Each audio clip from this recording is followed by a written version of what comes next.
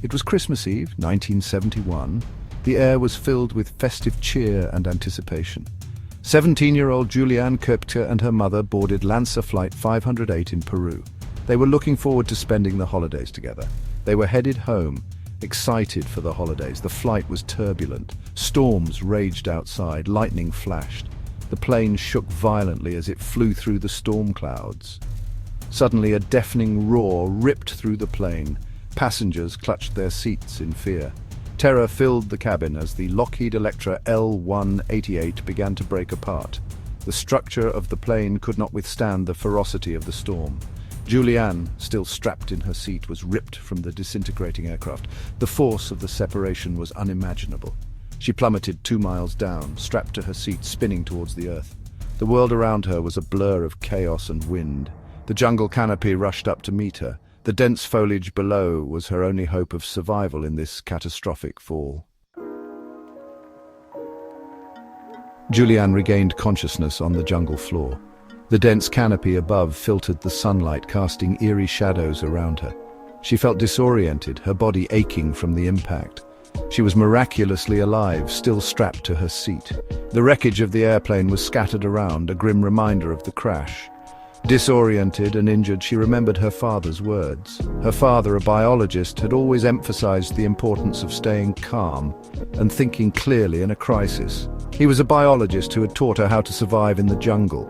His lessons on survival techniques now seemed like a lifeline.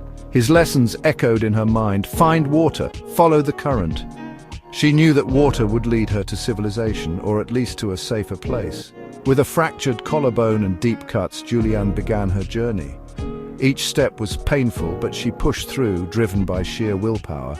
She knew that staying put would mean certain death. The jungle was unforgiving, and she had to keep moving to survive. She had to find her way out of the Amazon alone.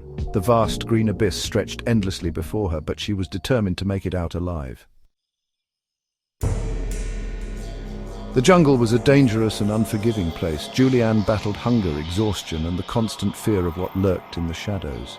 She scavenged for food, eating fruit she recognized and carefully avoiding anything poisonous. Days turned into nights.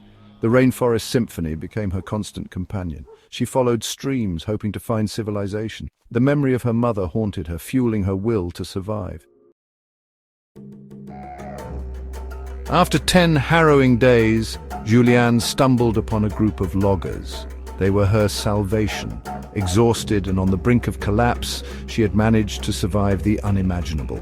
The loggers, initially shocked by her appearance, quickly realized the gravity of her situation and sprang into action. They provided her with food, water, and the first real sense of safety she had felt since the crash. She was airlifted to safety, forever marked by her ordeal. The helicopter ride was a blur of emotions: relief, sorrow, and a profound sense of gratitude.